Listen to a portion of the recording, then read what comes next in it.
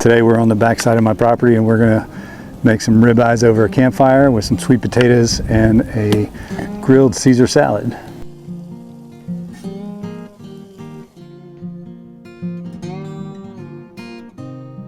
You know, my family and I traveled in an RV for about 18 months and I had campfires in 28 states.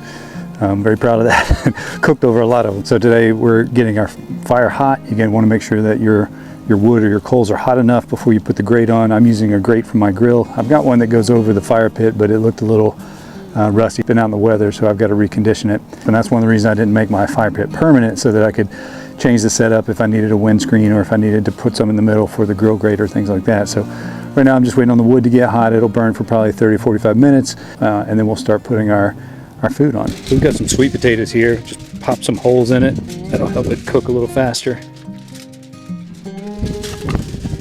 Take a little olive oil over the top. Just salt and pepper. Let's make a little boat out of these guys. Here's a little campfire secret. If you take a little bit of water, just a little bit, put in there. Make sure you don't have a hole in your aluminum foil before you wrap it up. That'll help it steam. Just take these, wrap them up tight. We're gonna put these right on the coals. And I'll take these and I'll just put them near the fire, just kind of in the coals like that. Just let those cook, let the wood burn down a little bit, and then we'll put our steaks on. You can already hear the water and the oil kind of popping in those sweet potatoes. You know, we drove from the coast of South Carolina to San Diego, stayed in California for a few months, and then drove back. Is that you just get to meet so many people, but you also get to try a lot of food. And I did a lot of cooking outside, and I'm grateful that I did. It's one of my favorite things to do. I love being outside to begin with, but cooking outside is just, it's special. It's not always easy to do this kind of cooking outside because it does take effort and takes a little more time. But when you get to do it, man, it's so much fun.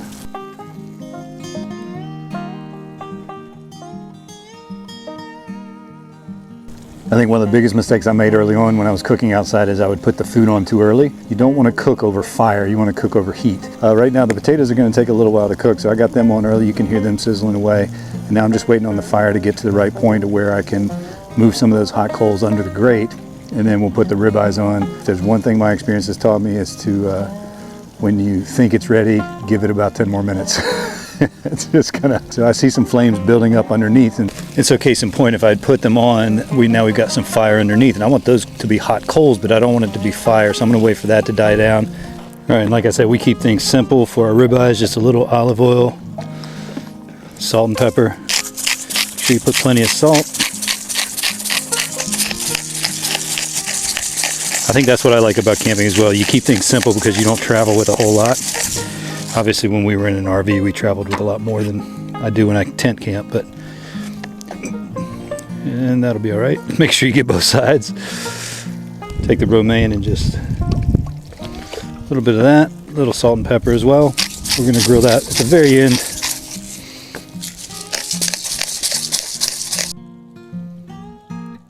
All right, let's put these ribeyes on.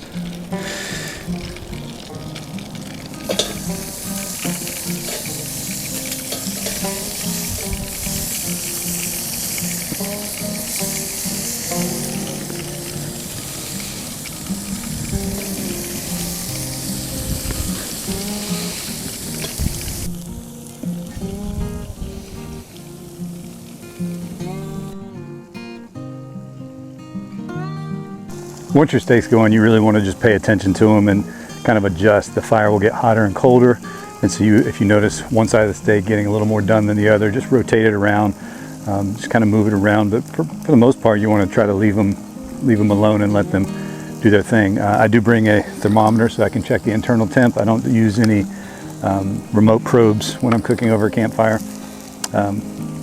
Just my preference. But yeah, this is one of my favorite things to do. So. When you see the top of the steak start to get a little glassy, a little watery, that's normally when I'll flip them.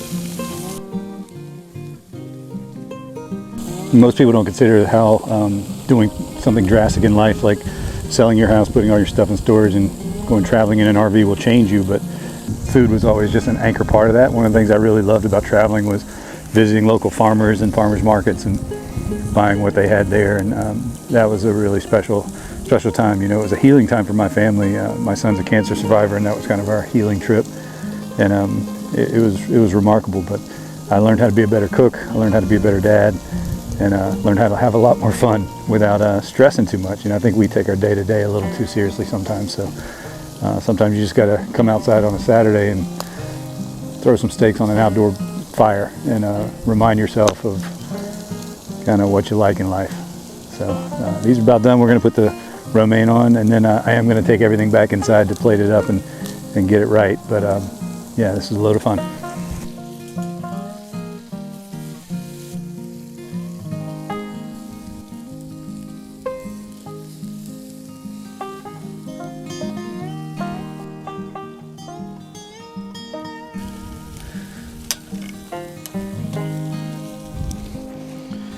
I think these steaks are ready to come off.